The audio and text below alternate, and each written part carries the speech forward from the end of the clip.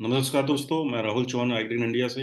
आज 28 दिसंबर 2023 को राजस्थान में क्रॉप की क्या स्थिति है, रबी क्रॉप कैसी रही, खरीफ क्रॉप कैसी रही, इसके लिए इस पर चर्चा करूंगा।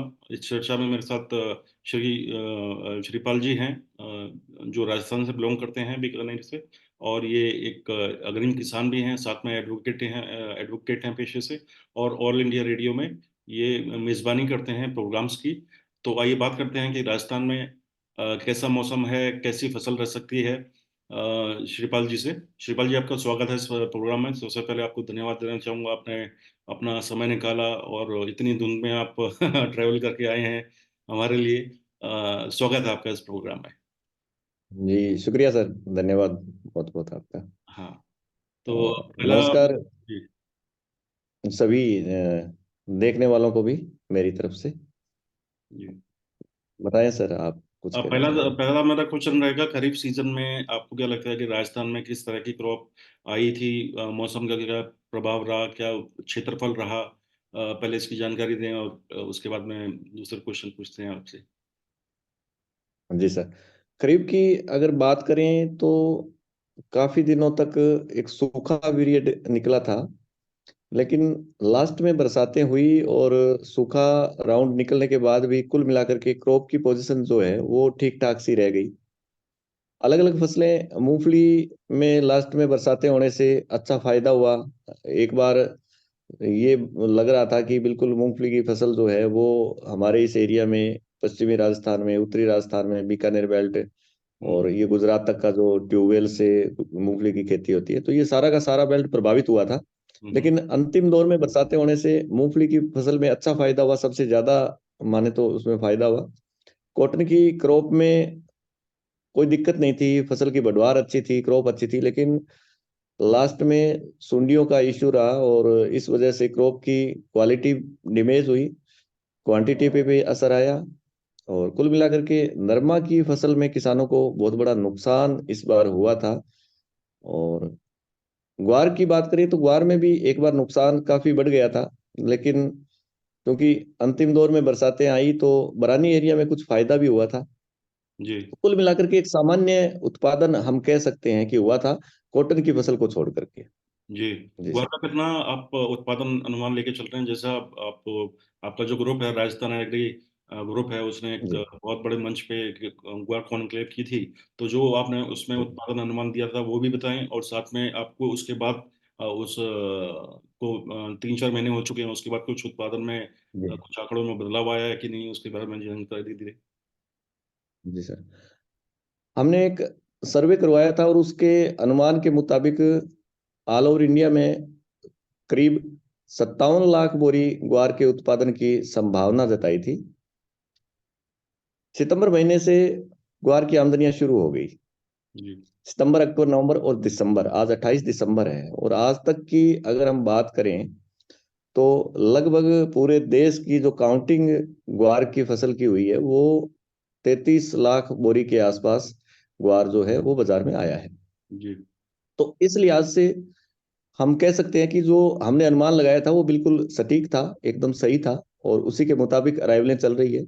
आज की अराइवल, अब इस हफ्ते की अगर बात करें तो पूरे हफ्ते में 30 हजार बोरी से नीचे की अराइवलें जो है वो चल रही है। ऊपर में 65, 70, 75 हजार बोरी तक की अराइवलें बनी थी, तो धीरे धीरे अब अराइवलें कम होती जा रही है और जनवरी में हम देखेंगे कि ये अराइवलें जो है वो 20 हजार या इससे नीचे की काउंटिंग जो है वो आएगी मंडियों की। ये जो मैं काउंटिंग का डेटा आपको बता रहा हूँ, ये दिल्ली मंडियों में जो ग्वार आता है किसानों का, नया और पुराना, तो उस ग्वार की मंडी समिति से मार्केट की जो काउंटिंग होती है, हाँ, उसके हिसाब से देश भर की सारी जो मंडियां हैं, गुजरात की हो, हरियाणा की हो या राजस्थान की हो, हम्म। तो सारी मंडियों की जो काउंटिंग है उसके हिसाब से मैं आपको ये सारा फिगर बता रहा हूँ। जी। हमारी खरीफ फसलों में एक फसल रह गई है, मूंग की फसल। तो राजस्थान में खरीफ सीजन के दौरान मूंग का क्या रहा उत्पादन, कैसी रही फसल, उसकी जानकारी दे दें। मूंग की इस बार बात करें तो पिछले साल से मूंग की फसल इस बार कुछ ठीक थी, लेकिन बहुत अच्छी मूंग की फसल हम नहीं कह सकते। बिजाई भी बहुत ज्यादा नहीं हुई थी हम्म। और फसल में एक सामान्य उत्पादन बिजाई के मुकाबले हम मान सकते हैं, कोई हम्म। ज्यादा अच्छा नहीं कह सकते हम्म। कुल मिलाकर के। नॉर्मल पोजीशन थी।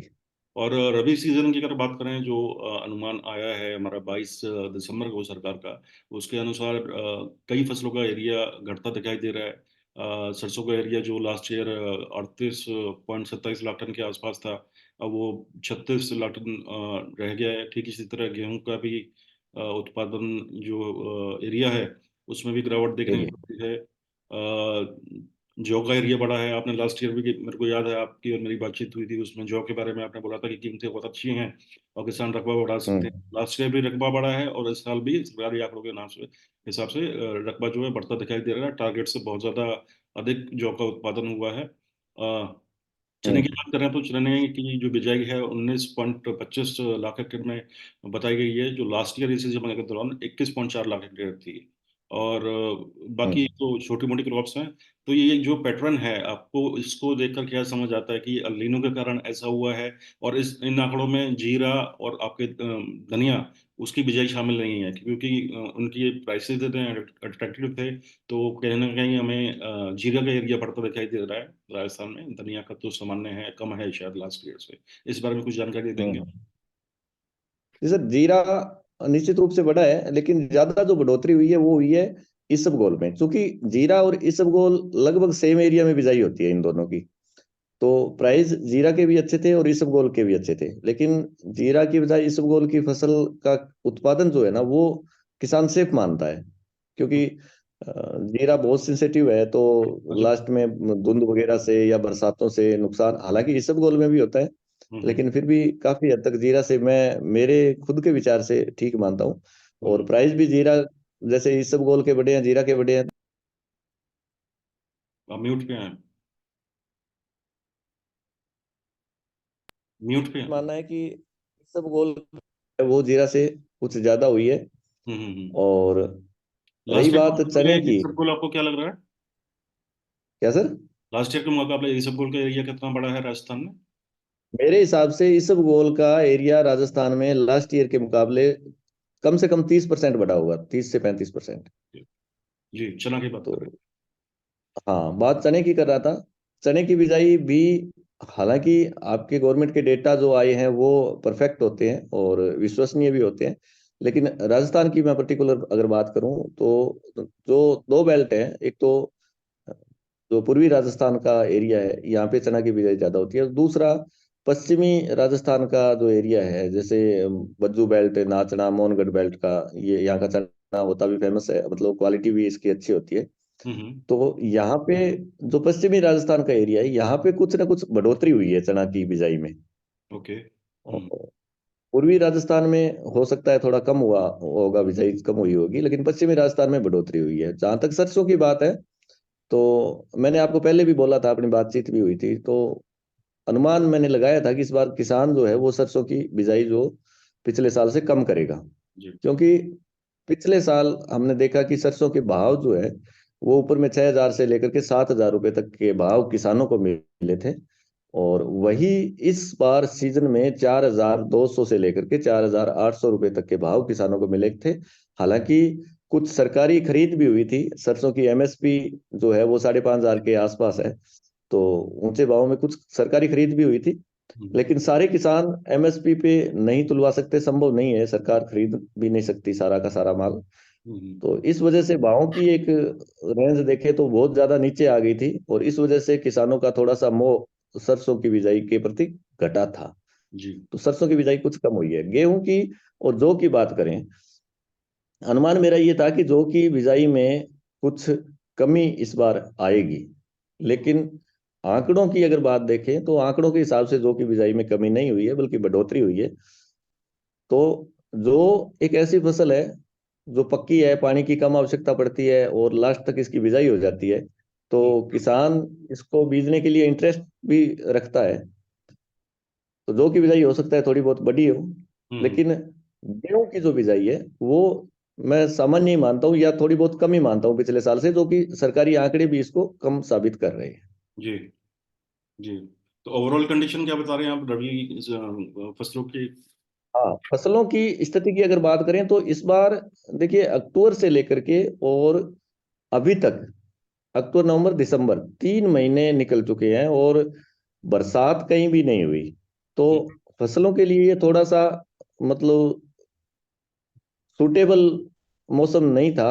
हम्म लेकिन आजकल से 2 दिनों से थोड़ा सा ये जो धुंध आनी शुरू हुई है, हम्म इससे फसलों को कुछ रिलीफ मिलेगी।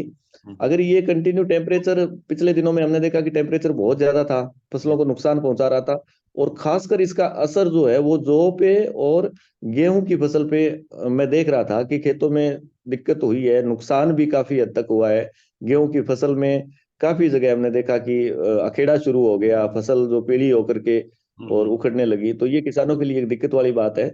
लेकिन अब उम्मीद करते हैं कि आगे अगर मावट हो जाए, थोड़ी बहुत बरसात हो जाए, ये धुंध कंटिन्यू रहे, मौसम ठंडा रहे, तो कुछ रिलीफ फसलों को मिल सकती है। हाँ, कुल मिला के आपका ये कहना है कि रबी जो फसलों का जो है सिनेरियो, वो मौसम के ऊपर पूरा डिपेंड करता है कि आगामी मौसम कैसा रहेगा। और ये मौसम हाँ सरसों के लिए हाँ। कैसा है और चने के लिए कैसा है? चने और चने के लिए तो बेटर नहीं मान सकते ना मौसम को, क्योंकि अभी भी गर्म है ना मौसम, हम्म टेम्परेचर ज्यादा है। सबसे ज्यादा जरूरत होती है चने को मावट की, हम्म बरसात की। वो हम्म अगर हो जाए थोड़ी बहुत हम्म तो काम चल सकता है। हम्म लेकिन अभी तक का जो समय निकला है, इसको हम फसलों के लिए अनुकूल या प्रतिकूल ज्यादा नहीं कह सकते, क्योंकि आगे का जो मौसम है ना वो बहुत ज्यादा बहुत। इफेक्टिव रहेगा फसलों के लिए। जनवरी और फरवरी का, हम्म जनवरी का मौसम बहुत ज्यादा इंपॉर्टेंट रहता है। जनवरी के महीने में अगर बरसातें हो जाए तो सारी फसलों के लिए अच्छा है। अगर कंटिन्यू दिसंबर की तरह ही जनवरी निकल जाता है और टेम्परेचर ज्यादा डाउन नहीं होता, थोड़ा सा ज्यादा बढ़ के चलता है, तो फिर आगे की फसलों के लिए दिक्कत आ सकती है। करता हाँ, अगर बरसात हो जाए जनवरी के महीने में तो सारी फसलों के लिए अच्छा हो सकता है। कुल मिलाकर सारा मौसम के ऊपर दारोमदार बिल्कुल। करता है। और अच्छा, एक बात, आपके यहाँ राजस्थान में नई सरकार आई है, तो सरकार ने जो भी अभी तक कदम उठाए हैं, गेहूं में देखा होगा आपने, चावल में देखा होगा, पल्सेस में जैसे इंपोर्ट अभी उन्होंने 1 साल के लिए खोल दिया है, मसूर का, उड़द का, तुअर का। गेहूं में आटा स्कीम लॉन्च की है, चना दाल, भारत चना के नाम से दालें सरकार वितरित कर रही है। और भी चावल की जैसे आयात और निर्यात, सॉरी, निर्यात नियमों में काफी बदलाव किया है। इससे बाजारों पर क्या असर पड़ा है, एज ए किसान मैं पूछ रहा हूँ, क्या किसान इसका समर्थन करता है? देखिए सर, किसान को एक चीज ही चाहिए, वो होते हैं फसल के प्राइस। अपनी फसल के सही दाम अगर किसान को मिल जाए तो किसान के लिए इससे बड़ी खुशी की बात नहीं हो सकती। सरकार ने ये घोषणा की है कि आगामी जो गेहूं की फसल है उस पे बोनस दिया जाएगा, अच्छे दामों पे खरीद की जाएगी, तो ये किसानों के लिए राहत भरी खबर है। आगे फसल पे क्या होता है, कितने दाम किसानों को मिलते हैं, वो मौके पे पता चलेगा। कई बार ऐसा होता है कि एमएसपी पे भी सरकार बड़ी मुश्किल से खरीद कर पाती है, बहुत सारे फॉर्मेलिटीज उसमें लागू हो जाती है, बहुत सारी प्रक्रियाएं ऑनलाइन करवाना, और उसके बाद फिर किसानों की फसल जो है वो बड़ी मुश्किल से तुल पाती है। हम्म और कई बार क्या होता है कि सरकार अगर थोड़ा सा फेवर करती है किसानों के लिए तो बड़ी आसानी से हम्म इसकी मात्रा भी बढ़ा देती है। कई बार 20 कुंटल पर किसान की हम्म खरीद होती है, कई बार इसको बढ़ा के 40 कुंटल भी वो हो जाती है।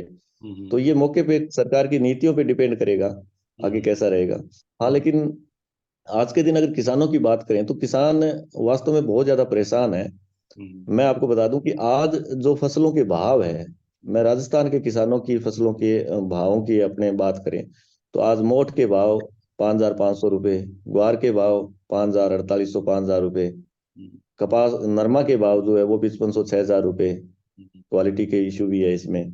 सरसों के भाव तो किसानों की सरसों जो है वो अंडर 5,000 के बिक रही है। तो कुल मिलाकर के ये 5,000, मूंगफली के बात करें तो भी 5,000 से 5,500 रुपये के आसपास मूंगफली बिक रही है। अब हम्म फसलों के भाव जो है वो काउंट कर लिए जाते हैं, बहुत टॉप की क्वालिटी के जैसे 7,000 रुपये भी मूंगफली बिकती है। लेकिन वो हर किसान के नॉर्मल फसलें हैं, वो ऐसा नहीं होता, जी। क्योंकि हर किसान इतनी सुपर क्वालिटी का उत्पादन कर सके, तो वो कोई कोई सी डेयरियां होती है। हम्म नॉर्मल किसानों को जो भाव मिल रहे हैं वो 5,500 रुपये के आसपास, तो कुल मिलाकर के 5,000 रुपये के आसपास फसलों के भाव जो आज मिल रहे हैं, और वही आज से 5-7 साल पहले यही भाव किसानों को मिल रहे थे। तो हम्म किसानों के जिनसों के अच्छे भाव जो है वो ये अच्छी बात नहीं है किसानों के लिए, कि वो उनको समय के साथ जैसे हर चीज में बढ़ोतरी होती है, महंगाई बढ़ती है, हर चीज के दाम बढ़ते हैं समय के साथ, तो ये एग्री के जो भाव जो है वो नहीं बढ़ पा रहे, तो इसलिए किसानों को, क्योंकि जैसे अब नरमे की बात करें तो इस साल नरमा 5500 6000 रुपये किसानों का बिक रहा है। वही नरमा पिछले साल 8,500 से 9,000 रुपये बिक रहा था। वही नरमा उससे पिछले साल 11 से 12,000 रुपये बिक रहा था। तो लगातार किसान अपेक्षा करता है, उम्मीद करता है कि अपनी फसल के 9,000 के भाव है जब बिजाई करता है, लेकिन जब उसकी फसल पक करके तैयार हो जाती है तो भाव आधे रह जाते हैं। यही पिछले साल सरसों में हुआ। इस बार भी सरसों में मुझे नहीं लगता कि कोई अच्छे भाव किसानों को मिल पाएंगे, क्योंकि तेलों की जो नीतियां है, इंपोर्ट ड्यूटी वगैरह है, सरकार की जो नीतियां है, आगे इलेक्शन आने वाले हैं, तो ऐसे में सरकार के प्रयास रहते हैं कि वो महंगाई कम करने का प्रयास करेगी। तो वो सारी की सारी गाज जो है वो किसानों पे गिर रही है। राजस्थान में नई सरकार आई है, माननीय मुख्यमंत्री जी जो हमारे नए आए हैं, तो उनसे उम्मीद करते हैं हम कि आगे एमएसपी पे किसानों की फसलें जो है वो अच्छे तरीके से इजीली सरकार को तुलवाई जाएगी और अच्छे दाम उनको मिलेंगे, यही आशा करते हैं। तो आप ये मानते हैं कि देखिए सरकारी खरीद टोटली एमएसपी के ऊपर डिपेंड करती है। अगर एमएसपी से ऊंचे भाव हैं तो सरकारी खरीद जाहिर तौर से कम रहती है, और एमएसपी से नीचे हैं तो खरीद बढ़ती है। तो आप मेरा एक प्रपोजल था, जैसा मैं सोच रहा था कि सरकार को किसी भी कीमत पे खासकर जो जैसे ही कीमतें एमएसपी से नीचे आती हैं, एमएसपी के साथ साथ खासकर दलहनों में एमएसपी के साथ साथ बोनस की घोषणा भी करनी चाहिए, ताकि अच्छी मात्रा में सरकार के पास स्टॉक भी बने तथा किसानों को प्रोत्साहन भी मिले कि दलहनों का एरिया, ऑयल का, अपना ऑयल सीड्स का एरिया, दलहनों का एरिया बढ़े। आप क्या मानते हैं इस बारे में? नहीं, वो ठीक है सर। मतलब बोनस सरकार अगर किसानों को दे, प्रोत्साहित करें तो अच्छी बात है। हम्म। किसानों को तिलहन में आत्मनिर्भर बनाने के लिए प्रोत्साहित किया गया। हम्म। सरसों का एग्जाम्पल अपने लेते हैं, आज से 2 साल पहले, हम्म। कि हम तिलहन में हम्म। आत्मनिर्भर बनेंगे, ज्यादा से ज्यादा किसान सरसों की बिजाई करे, तेल वाली फसलों की बिजाई करे, और किसानों ने किया भी। ये भी। और परिणाम ये रहा कि रिकॉर्ड तोड़ उत्पादन और रिकॉर्ड तोड़ बिजाई हुई सरसों की। और जिस टाइम बिजाई की उस टाइम 7,000 रुपए के भाव थे, और जिस टाइम उत्पादन हुआ तो उस समय भाव जो है वो 4,200 400 रुपए के आसपास आ गए। हाँ, तो तो किसान। किसान अपना सब कुछ लगा करके पैदा तो करता है। मैंने आपको बताया भी था कि बिजाई के समय के भाव देख करके वो फसल की बिजाई करता है। तो हम्म। यही अभी की बात, अब जैसे मसालों की बात करें, जीरा की बात करें, इसबगोल की बात करें, हालांकि अभी बिजाई को 2 महीने हुए हैं, और भाव आप देख रहे हैं कि जीरा के भाव ऊपर में 60,000 रुपये बिक रहे थे, और आज जीरा के भाव देखें तो आगे मार्च के जो भाव आ रहे हैं तो वो 30,000 से नीचे के भाव आ रहे हैं। ये इसबगोल में हमने देखा था कि बिजाई के समय 25 27 हजार रुपए के भाव थे, आज 1,000 रुपये कम से कम टूट चुके हैं भाव। सौंफ की बात करें तो सौंफ के भाव बहुत अच्छे थे और बहुत ज्यादा गिरावट आई है। तो ये सारी मतलब मसाला हो और सब चीजों में यही होता है किसान के साथ। हर सीजन में होता है, हर बार होता है। जी जी जी जी। हाँ। तो सरकार को जैसे आपने कहना चाहेंगे कुछ, आप वैसे बोल चुके हैं इस बारे में कि एमएसपी पर खरीद करनी चाहिए, किसानों को प्रोत्साहन करना चाहिए, और जैसे ये फसलों की जी आवक के सही दाम मिले उसका श्योरिटी गवर्नमेंट को देनी चाहिए। जैसे अभी गेहूं में 2700 रुपये प्रति क्विंटल की घोषणा की गई है। इस टाइप से जी जी किसानों को प्रोत्साहित करना बहुत जरूरी है। जितना पैसा हम आयात में खर्च करते हैं, अगर वही पैसा हम किसानों को किसी भी रूप में दें, उत्पादन बढ़ाने में, या जो उत्पादकता है, खेतों के नए बीज लगाना, मॉडर्न मतलब फार्म मैकेनाइजेशन करना, इस तरीके से करें तो वो किसानों के लिए भी अच्छा रहेगा और हमारी अर्थव्यवस्था के लिए भी सही रहेगा। आखिरी सवाल आपसे ये है श्रीपाल जी, कि अब भविष्य में आपको उत्पादन, रबी फसलों का उत्पादन लास्ट ईयर के कंपैरिजन में आप परसेंटेज में बता दीजिए, कम रह सकता है, ज्यादा रह सकता है, और भविष्य में आपको क्या लगता है कि जो रबी फसलें आने वाली हैं, चना, गेहूं, जौ, सरसों, इनके प्राइसेस किस रेंज में रह सकते हैं? देखिए सर, फसल के उत्पादन के बारे में तो अभी कहना जल्दबाजी होगा, क्योंकि अपने बात भी कर चुके हैं कि आगे का मौसम जो है सारा का सारा दारोमदार आगे के मौसम पे रहेगा। हम्म। अनुमान हम बिजाई के हिसाब से अगर नॉर्मल बात करें तो बिजाई के डाटा के हिसाब से कम ज्यादा का अनुमान इसमें जरूर लगा सकते हैं, लेकिन उत्पादन कैसा रहेगा, उतारा कैसा रहेगा, ये आने वाला मौसम ही तय करेगा। जी। तो इसके बारे में तो नहीं कहा जा सकता। हाँ, लेकिन फसलों के भावों के बारे में अगर बात करें तो जैसे सरसों के भाव है लगातार गिरते जा रहे हैं, और तेलों पे इंपोर्ट ड्यूटियां जो है वो करीब करीब खत्म कर दी है सरकार ने। तो मुझे नहीं लगता कि सरसों के भाव अच्छे किसानों को मिलेंगे आने वाले सीजन में, क्योंकि बिजाई तो किसान करते ही हैं, उत्पादन खूब होता है, आज क्या है, एग्रीकल्चर में किसानों ने बहुत प्रोग्रेस करी है, एरिया बहुत ज्यादा बढ़ा है, सिंचाई के साधन बढ़े हैं, ट्यूबवेल बढ़े हैं, सिंचाई की पद्धतियां किसानों ने चेंज करी है। तो उत्पादन तो किसान ज्यादा करने लगा है, इसमें तो दो राय नहीं है। खूब अच्छा उत्पादन हो रहा है, लेकिन भाव जो है वो मुझे नहीं लगता कि आने वाले सीजन में सरसों के अच्छे भाव किसानों को मिल पाएंगे। एमएसपी के अलावा मुझे कोई विकल्प आज के दिन नजर नहीं आ रहा। गेहूं की बात करें तो सरकार ने घोषणा करी है और बिजाई ज्यादा नहीं है, तो गेहूं के भाव मेरे को आने वाले सीजन में अच्छे नजर आ रहे हैं। जौ की बात करें तो केटल फीड की डिमांड ठीक है, और जौ के भाव भी मेरे को ठीक लग रहे हैं आने वाले सीजन में, पिछले साल के मुकाबले अगर बात करें तो जौ और गेहूं के भाव अच्छे लग रहे हैं। गेहूं और सरसों के भाव है वो कम लग रहे हैं। अब हम्म कितना इफेक्ट आता है, हम्म चने के भाव अगर बात करें तो पुराना स्टॉक नहीं है, किसानों के पास भी नहीं है, किसी व्यापारियों के पास भी मेरे स्टॉक ज्यादा नजर नहीं आ रहा। तो कुल मिलाकर के ठीक ठाक सकते हैं या एमएसपी के आसपास रह सकते हैं। हम्म।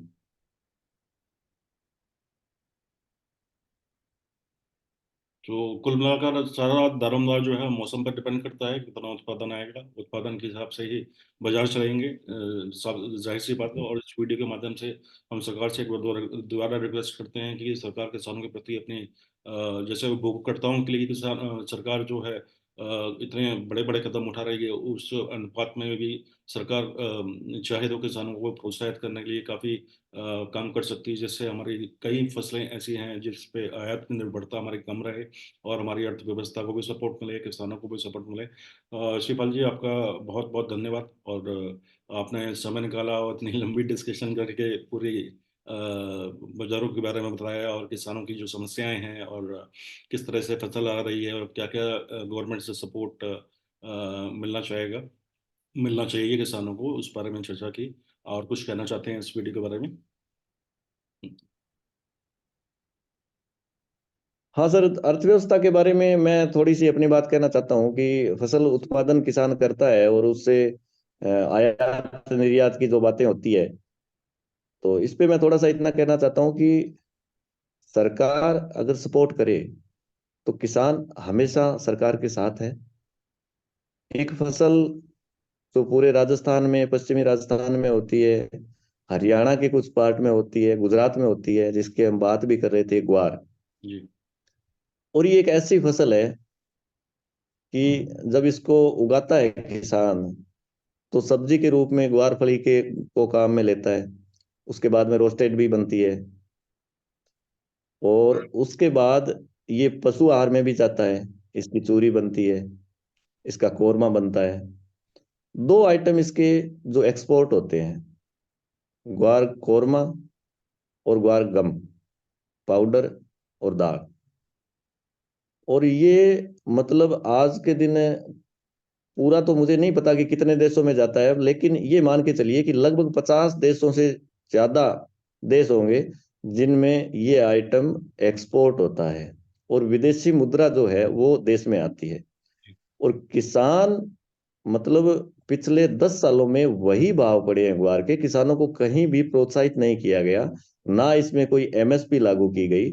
उत्पादन के समय 6,000 रुपए के बिजाई के समय 6,000 रुपए के भाव होते हैं, और उत्पादन के समय जो है वो भाव घट करके 4,500 रुपए आ जाते हैं। पिछले साल भी हमने देखा कि 4,500 से 5,000 रुपए के भाव किसानों को सीजन के समय मिले थे, और इस साल भी हम यही देख रहे हैं कि 4700 4800 से लेकर के 5,000 5100 तक किसानों की डेयरियां बिक रही है।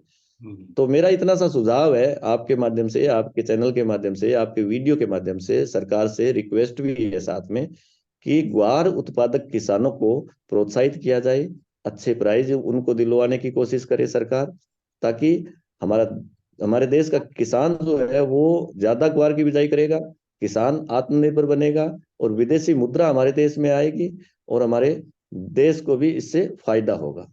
जी सर। जी। बहुत बहुत धन्यवाद शिवपाल जी। आपसे जुड़े रहेंगे भविष्य में भी, और इसी तरह की जो जानकारी है वो किसान भाइयों तक पहुंचाएंगे, व्यापारी वर्ग तक पहुंचाएंगे। बहुत बहुत धन्यवाद शिवपाल जी आपका। मिलते हैं अगली मीटिंग में। नमस्कार। थैंक यू सर, नमस्कार।